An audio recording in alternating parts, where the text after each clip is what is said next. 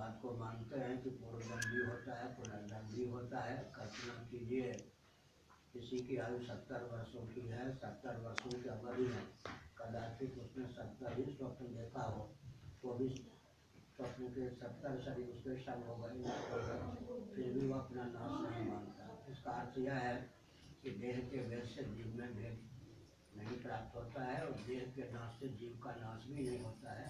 इस परिस्थिति में जन्म और मृत्यु की जो अनाज परंपरा है उसका उच्छेद करना आवश्यक है। तदनुकूल बल और वेग प्राप्त करने के लिए अनासक्ति चाहिए। एक और बात है, जिसके प्रति हम आसक्त होते हैं उसको दूषित कर देते हैं। संसार का उज्ज्वल स्वरूप भी तभी हो सकता है धर्म नियंत्रित, पक्षपात विहीन, शोषण विहीन, मुक्त, सर्वतत्पर सनातन शासन तंत्र की स्थापना भी तभी संभव है जब धन, यौवन आदि के प्रति आकर्षण न हो, इनसे अनासक्त हम रहें। आसक्त व्यक्ति तो शोषक होता है, अनासक्त व्यक्ति पोषक होता है। क्या मिथिला की विशेष महत्ता रही है कि 25 से भी अधिक पीढ़ियों तक जीवन मुक्तों ने शासन किया। जनक विदेह कहे जाते थे। इसका मतलब क्या है? वो शोषक नहीं थे। भगवत पाद शंकराचार्य की जीवन की अवधि कुल 32 वर्षों की थी, लेकिन संसार को मिथ्या जानने और मानने वाले धन यौवन इत्यादि से सर्वथा अनासक्त विरक्त भगवत का शंकराचार्य महाभाग ने जो कर दिया उसी के आधार पर तो आज हमारा अस्तित्व राजा सुरक्षित है। संकार मुकार सब महर्षियों ने प्रवृत्ति मार्ग का अनुगमन किया और प्रवृत्ति मार्ग पर चलने वाले भी जनकादि महर्षियों ने सब अनासक्त ही थे। आसक्त व्यक्ति तो शोषक होता है, अनासक्त व्यक्ति ही सबका पोषक हो सकता है। भगवान जो इस सृष्टि की संरचना करते हैं वो स्वयं अनासक्त होते हैं, तभी उनमें वह बल और वेग है जो सृष्टि की संरचना कर देते हैं और स्वार्थ रहित होकर सबके हित का मार्ग प्रशस्त करते हैं। अगर हम भज गोविंदम के मार्ग पर जाएंगे, परमात्मा का भजन करेंगे अनासक्त भाव से, तो हमारा जीवन सबके हित में प्रयुक्त और वियुक्त होगा। जगत गुरु, एक बहुत इंपॉर्टेंट महत्वपूर्ण प्रश्न है। स्वामी विवेकानंद जी ने ये कहा है कि जहां बुद्ध ने पाली एक बोलचाल की भाषा का प्रयोग करके अपना धर्म को पूरा देश में विदेश में फैला दिया, वही आदि शंकराचार्य जो कि इतने ज्ञानी थे उनको उन्होंने क्लिष्ट भाषा से लिख करके सारे ग्रंथों को मंदिर में ही सीमित कर दिया।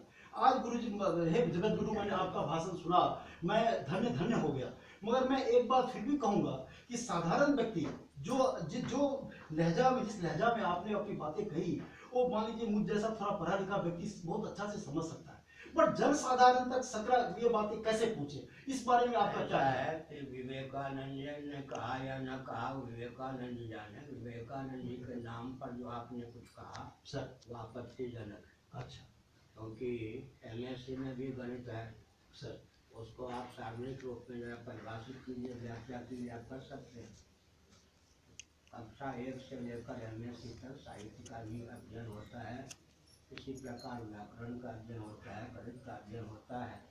तो जब सृष्टि इतनी गंभीर वस्तु है, इसकी संरचना का विज्ञान, इसके पालन का विज्ञान, इसके संवाद का विज्ञान, सब कुछ सामान्य भाषा में और सबके बीच में कहना संभव भी नहीं। इसलिए भगवान शंकर, अभी आपने जो पढ़ा था भज गोविंदम, ये क्या सरल नहीं है? सुगम भाषा में नहीं है। आपने संस्कृत में कहा कि सामान्य व्यक्ति इसका भाव समझ लेते हैं। शंकराचार्य वेद जो है, वेद तो सबके हित में प्रयुक्त और विनियुक्त है। इसलिए जिनका कर्तव्य है कि इन सब गंभीर तथ्यों को समझें, वे अपनी अपनी लोक भाषा में जाकर सामान्य के हित की भी बात कहें। लेकिन यह संभव नहीं है कि विश्वविद्यालय का स्तर गिरा दिया जाए, विश्वविद्यालय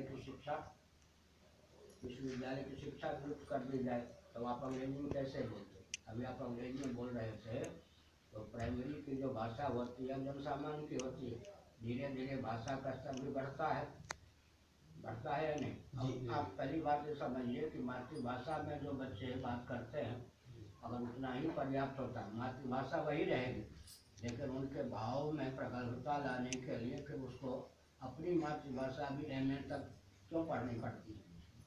किसी की भाषा हिंदी है, किसी की मैथिली है, किसी की गुजराती है और उड़िया है, जो भी है, किसी का अंग्रेजी है। तो अगर बोलचाल की भाषा ही पर्याप्त हो, बोलचाल में जो भाव व्यक्ति व्यक्त करता है उतना ही पर्याप्त हो, तब तो मातृभाषा ग्रामीण व्यक्ति जानता है, ये बोलता ही है कि विद्यालय में भेजने की क्या आवश्यकता है। विवेकानंद जी के नाम पर जो कुछ कहा, ताकि विवेकानंद जी का जो प्रवचन आप सुनेंगे पढ़ेंगे हर व्यक्ति समझ जाएगा क्या। इसलिए शंकराचार्य पर आक्षेप की आवश्यकता नहीं। दूसरी बात है, अगर विषय रखा जाएगा सृष्टि का विज्ञान या अद्वैत वेदांत, तो उसको जन सामान्य की भाषा में कैसे कहेंगे। इसलिए पारिभाषिक शब्द होते हैं। डॉक्टर होता है, इंजीनियर होता है, वैज्ञानिक होते हैं, उनके पारिभाषिक शब्द होते हैं। और अंग्रेजी मान लीजिए 1000 व्यक्ति जानते हो, लेकिन